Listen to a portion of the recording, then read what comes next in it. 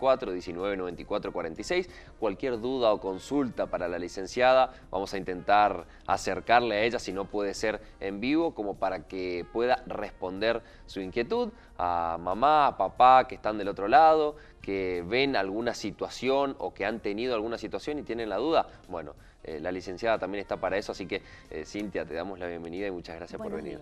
Buenos días. Bueno, esto de la sobreexigencia en niños, no tanto para hablar. Sí, es un tema que hace rato se ve, digamos, en todos los ámbitos, no solamente en la clínica.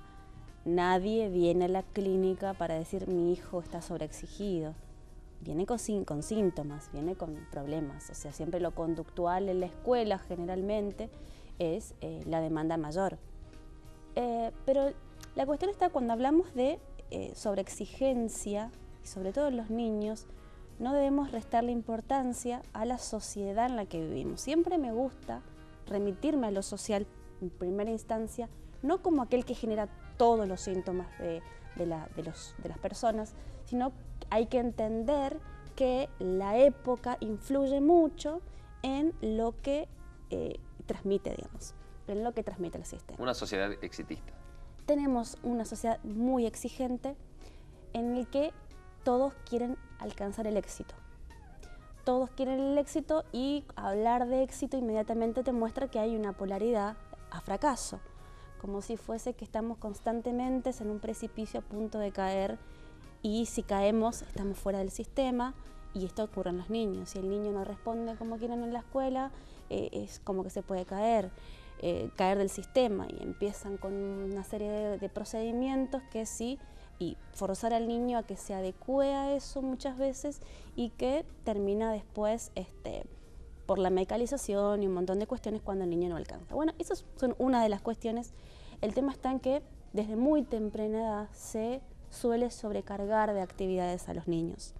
Entonces se cree que a partir de los años el niño tiene que hacer inglés, fútbol, básquet, chino mandarín, arameo, todos los idiomas que habidos y por haber, porque hay que estimular la inteligencia, porque los chicos tienen que saber, porque es el idioma del futuro, y vienen con ese discurso un poco. Entonces lo tienen que hacer perfecto, y tienen que hacer todo, y lo tienen que hacer bien, y si en lo posible, si puede sobresalir del resto, mejor. Y, ¿sí? Y ahí es donde el padre se siente de otra manera cuando ve que su hijo, por ejemplo, en tal deporte o en el colegio sobresale. ¿Es como que es lo que en cierto punto buscan los padres? No todos los padres, pero se ve muchísimo, ¿sí? Por un lado se ve cuando la agenda del adulto está sobrecargada, porque quizás tienen 2 o 3 trabajos, pasan mucho tiempo afuera y terminan cargando de una agenda similar a los niños. A mí me gusta la palabra presión. ¿Te gusta la palabra presión? Me gusta la palabra presión para ilustrar esto, sí. Desde la psicología, ¿cómo está visto? Hay que tener en cuenta que esta presión no siempre es consciente. No es que el padre se está dando cuenta que está presionando a su hijo, sino que se va transmitiendo inconscientemente con ciertos pedidos. Entonces, o sea, venimos a esta sociedad ya medio endeudados, o sea, tenemos que responder a ciertos parámetros de la época y eso es lo cultural, o sea, no es algo con el que venimos instaurados, sino que se nos va transmitiendo. Y en esto también venimos también con expectativas parentales, expectativas conscientes e inconscientes. O sea, vienen los padres los padres siempre tienen expectativas sobre los hijos de que ellos van a hacer todo aquello que no fui, que van a lograr todo eso que a mí me costó, o van a seguir determinada descendencia que viene, ancestral. Antes era mi hijo el doctor. Antes era mi hijo el doctor. Hoy es mi hijo el futbolista, mi hija la que hace danza, la que se destaca. Vení, baila para el tío, vengan para cantar para los primos y así, toda esta cuestión muy exhibicionista también, porque no nos olvidemos de que aparte de exigente esta sociedad, también es muy narcisista, y narcisista en el sentido de que está preocupado constantemente por la apariencia, por la imagen. Entonces ese niño termina muchas veces siendo exhibido de una forma.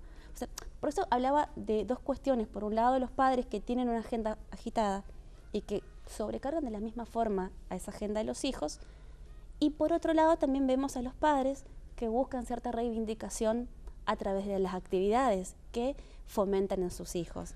Entonces es como si fuese que sus hijos son aquellos que los harán brillar a ellos mismos, digamos. Claro, Cintia, como ¿cómo cierta reivindicación que tendría que seguir el niño. ¿Cómo se puede ver reflejado esto en un niño o en un adolescente una vez que va creciendo esa presión o esa sobreexigencia del padre o de los padres? Primero que nada, o sea, nada es tan lineal, nunca podemos especificar qué síntomas puede llegar a presentar porque va a depender de la subjetividad de cada uno.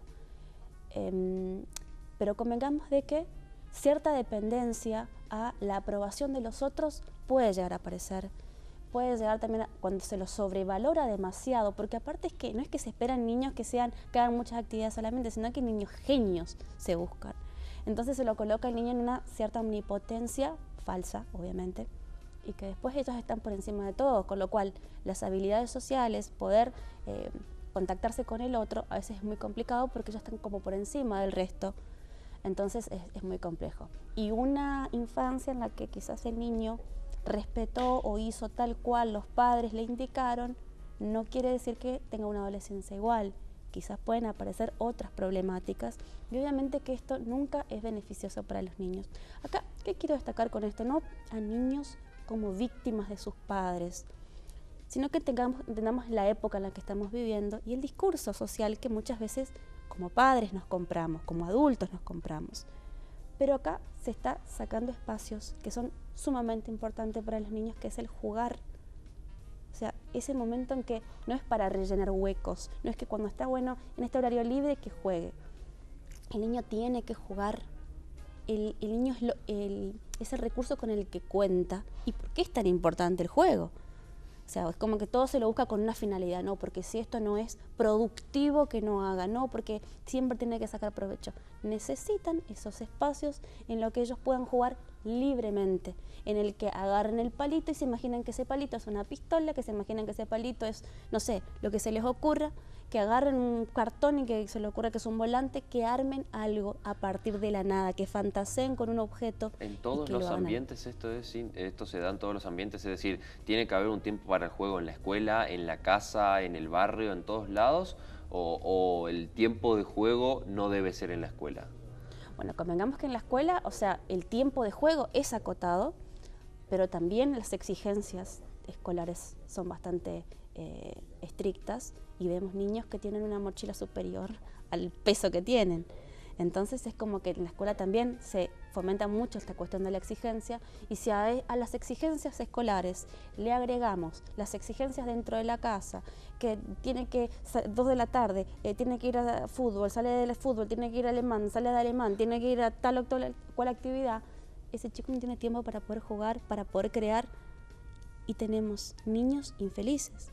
Hay por ahí siempre muy viralizada esa frase, un artículo que dice madres exigentes o padres exigentes generan hijos exitosos. Me parece muy interesante eso. Porque interesante para el análisis. Claro, interesante en el sentido que éxito, ¿en qué sentido? Porque no se habla de la felicidad del niño. Y un niño que no juega no es un niño que puede ser feliz. Que no tiene tiempo para el juego no puede ser feliz. Porque es ahí en donde él puede explorar el mundo, en el que puede liderar las tensiones que aquejan. El adulto no tiene el juego en este sentido. El adulto dice, me pasa tal cosa, me pasa tal otra. Y si al niño encima le sacamos eso, sí. ¿Qué nos espera? Y en cierto punto, ese niño que por ahí tiene esas actitudes por parte de los padres, llega un momento que se termina frustrando. Y hasta le puede llegar a chocar el ir a practicar tal o tal deporte porque no le encuentra la diversión. Claro, eso de fracaso justamente, y me hablabas de las consecuencias de también anteriormente sobre que puede traer en la adolescencia y en la edad adulta. Muchas veces cuando a los niños se les exige a que sean niños genios, que sean niños perfectos, que hagan todo lo mejor, porque ganar es lo importante. ¿Ganar a quién? Pregunto. ¿Ganar qué cosa? Mi pregunta sería. También provoca esta cierta intolerancia a las frustraciones. Y al primer fracaso se derrumban y es muy difícil levantarlos. Están siempre expectantes a la mirada de aprobación o desaprobación de los padres o de los otros, siempre queriendo sobresalir del resto. Cintia, ¿cuál es la recomendación desde la psicología a padres que por ahí están muy cargados de actividad laboral o que en cierto punto sobreexigen a sus hijos y muchas veces, como bien lo decías, sin darse cuenta? Pero ¿cuál es por ahí una recomendación que se le pueda dar? Por ahí, cuando se hablan de recomendaciones es muy complejo, pero sí hay que tener en cuenta que si la agenda del adulto está sobrecargada, la de los niños no tiene por qué ser igual. Y por otro lado, los niños también tienen el derecho y tienen la libertad de poder ir eligiendo, ir elaborando, ir conociendo cuáles son sus propios gustos. Estamos en una sociedad en la que la subjetividad pasa cada vez a segundo plano, cada vez más. Se la destierra cada vez más, se la va desplazando. Entonces, si el niño quiere jugar al fútbol, que juegue al fútbol, no porque el padre haya hecho básquet, tiene que ir a hacer básquet. Obviamente que el adulto le presenta un mundo, pero hay que estar también con la apertura de saber de que ese niño quizás no le gusta el fútbol, que si a vos te gusta la música, quizás a tu hijo no le guste la música, que si a vos te gusta la danza, quizás a tu hija no, o a tu hijo no le guste la danza, le gustan otras cosas. Entonces es necesario ver qué tipo de cosas le gustan y sobre todas las cosas, dentro de esos gustos, que también haya un espacio en el que él pueda jugar libremente sin la presión de los adultos. Cintia, muchísimas gracias. Hay para seguir hablando muchísimo más de este tema y todavía quedan muchos más sobre niños. Sabemos que la idea es un poco ir tratando diferentes etapas de nuestras vidas y todavía recién estamos en la etapa de la niñez, así que te agradecemos y nos alegramos que hayas podido venir. Bueno, muchas gracias. La licenciada en Psicología Cintia Pérez nos ha visitado en Buen Día Misiones y ahora nosotros seguimos con el pronóstico del tiempo. Adelante. Gracias Mati, gracias Raquel. Cintia, te estaba prestando atención porque no solamente como padre que soy, y no hay un manual para ser padres, uno aprende todos los días, ¿sí? Y escribe todos los días una página más en este libro de padres que nos toca hacer, ¿sí? De tener la posibilidad y la suerte y la bendición de ser padres. Pero tomo lo que nos hablaba Cintia a nuestra vida, Rachel. O sea, ¿por qué tenemos que ser feliz a través del éxito si podemos ser feliz en el camino? ¿Por qué tenemos que ser felices únicamente cuando somos los mejores? Si podemos ser uno más del montón y ser felices. No hace falta ser mejor que otro, ¿sí? O tener más dinero que otro para ser feliz, o tener cosas que el otro no tiene para ser feliz, y la felicidad está en nosotros mismos. Claro, aparte que los hijos puedan escribir su propia historia, su propio camino, ¿no? Repetir